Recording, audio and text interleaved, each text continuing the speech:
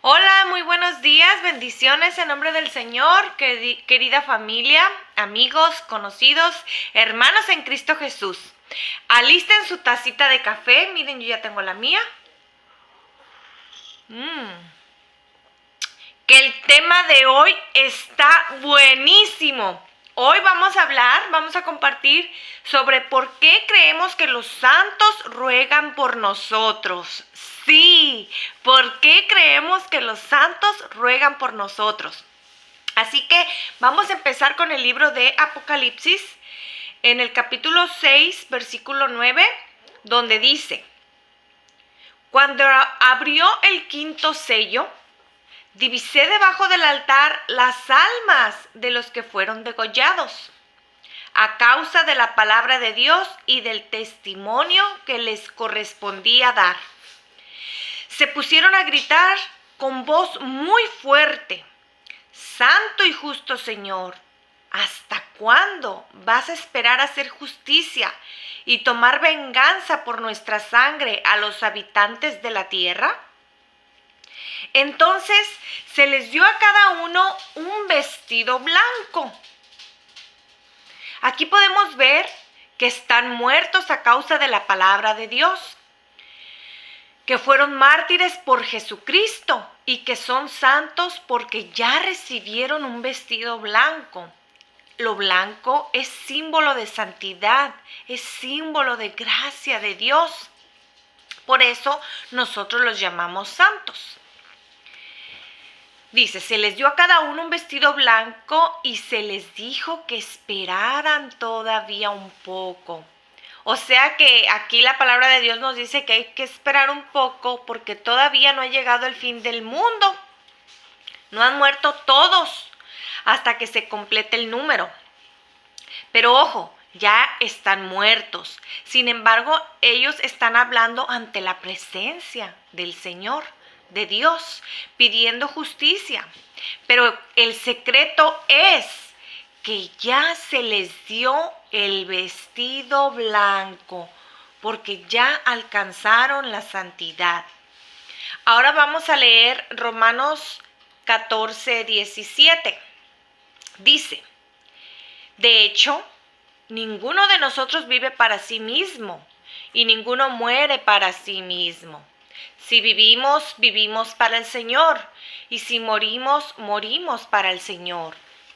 Tanto en la vida como en la muerte pertenecemos al Señor. Por esta razón, Cristo experimentó la muerte y la vida para ser Señor de los muertos y de los que viven. Así que tanto en la vida como en la muerte somos del Señor. No es que muerto el gato se acaba la pelusa, no es de que muerto el perro se acaba la rabia. La pregunta es, y la pregunta que nos hacen, que por qué el Papa o la Iglesia Católica puede llamarle santo o nombrar santo a alguien. Veamos en la Biblia que sí se le puede llamar santo a alguien, a estas personas que han vivido ya según la gracia de Dios. Vamos a leer Primera de Pedro 1:16. Según dice la escritura, serán santos porque yo soy santo. Nosotros estamos llamados a la santidad y aquí Dios nos dice, serán santos porque yo soy santo. Ahora vamos a leer Efesios 1. Carta de Pablo, apóstol de Cristo Jesús por voluntad de Dios, a los santos que en Efeso están y perseveran en Cristo, reciban gracia y paz de Dios, nuestro Padre, y de Jesús el Señor.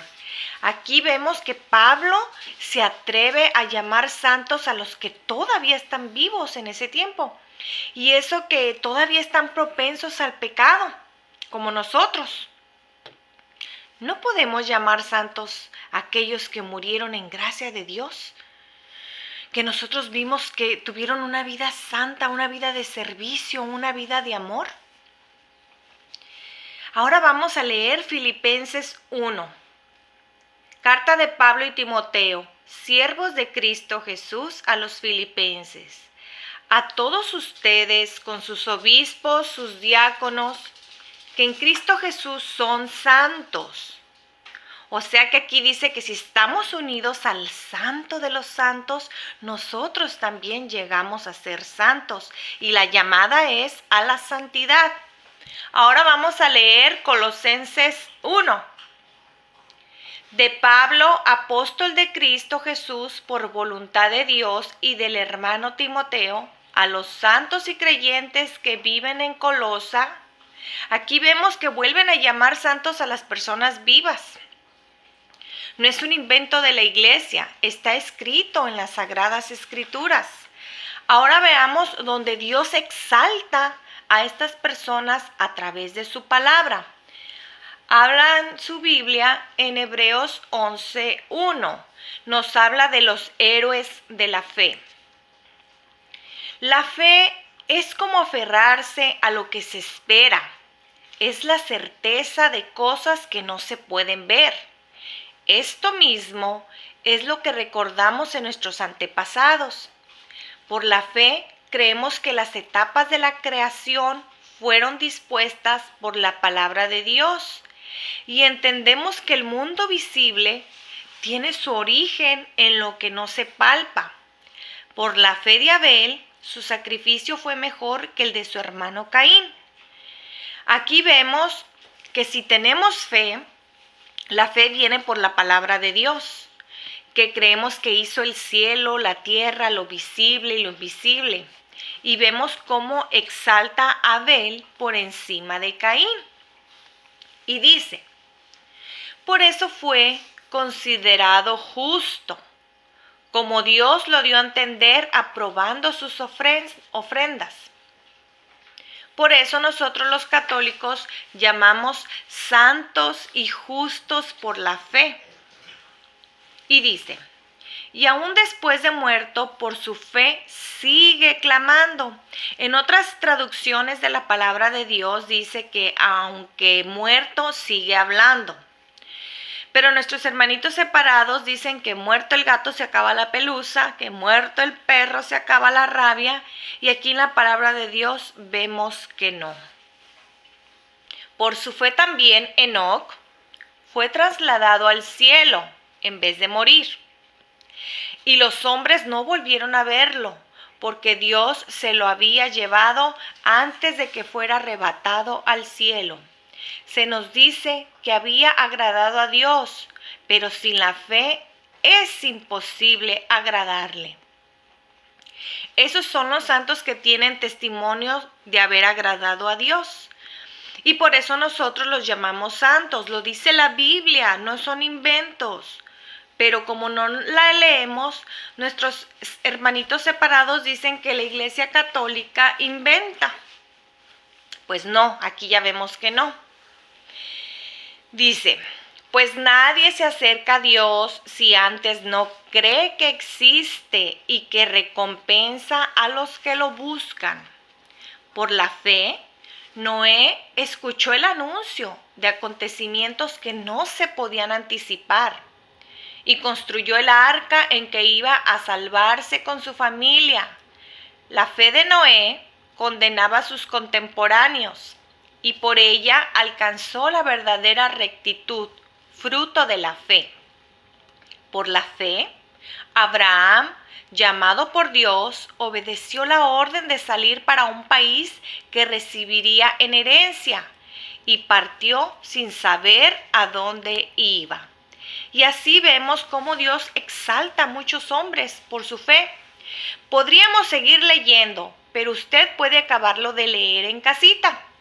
Nos vamos a brincar hasta el versículo 32, para que usted se dé cuenta cómo el apóstol se cansa de nombrar y termina diciendo en el versículo 32. ¿Qué más diré?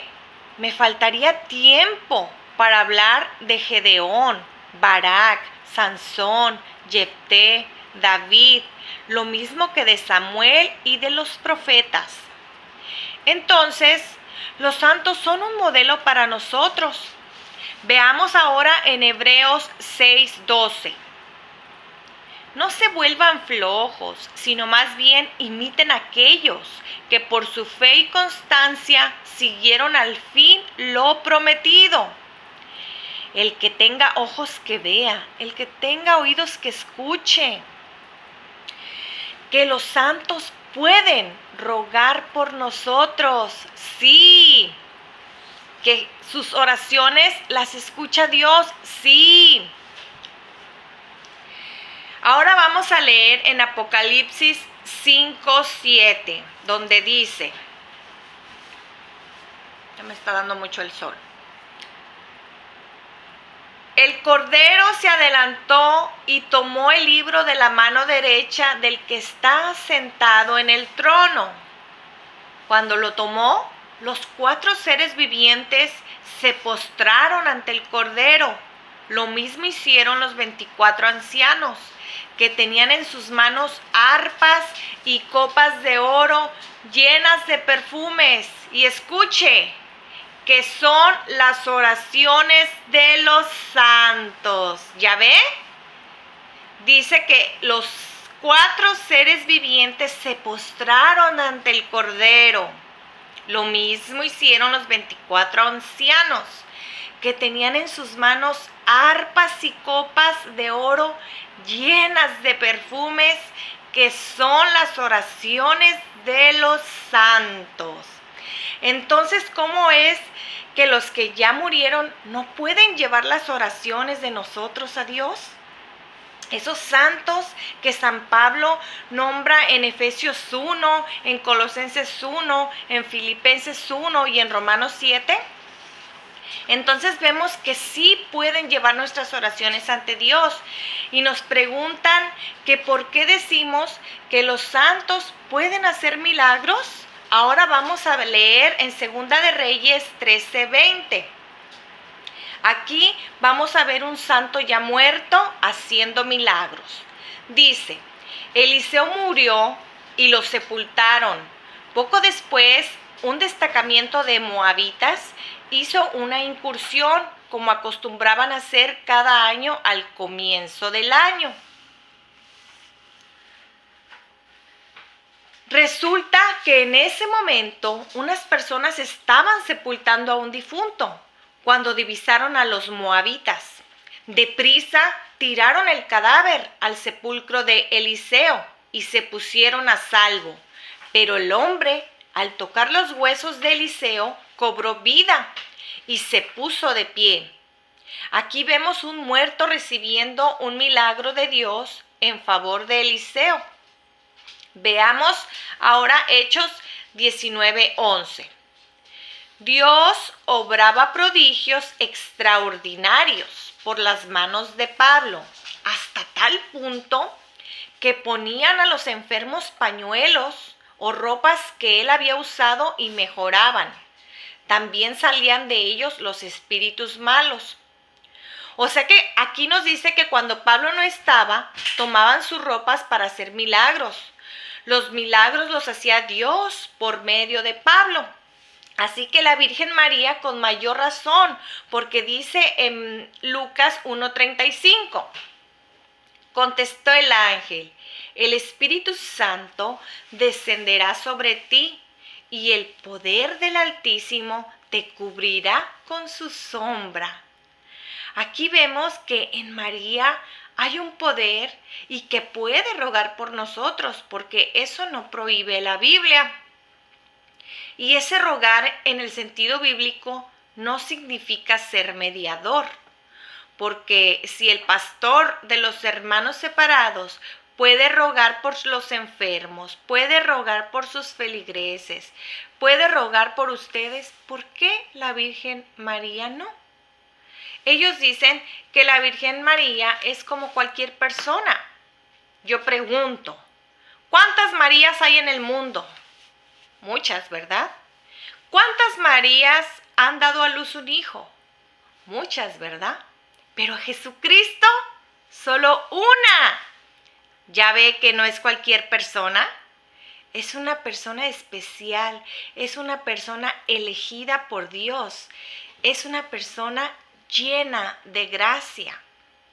Sí, usted puede rogar a Dios directamente, pero si nosotros también elegimos rogar, pedirle a María Santísima y a los santos que ruegue por nosotros, es porque ellos están más cerca de Dios, porque ellos son hijos consentidos por Dios, porque ya alcanzaron esa santidad. Para llegar a la escuela de nuestros hijos hay muchos caminos. Lo mismo para llegar a Dios. Podemos hablarle directamente, pero también podemos pedir la intercesión de María Santísima y los santos. Así es de que ya vimos con la palabra de Dios donde los santos llevan nuestras oraciones a Dios. Espero que pasen un excelente y bendecido día y que esta oportunidad que se dio el día de hoy para compartir de la palabra, tú medites con los textos de la Biblia sobre todo lo que hablamos hoy para que conozcas y defiendas tu fe.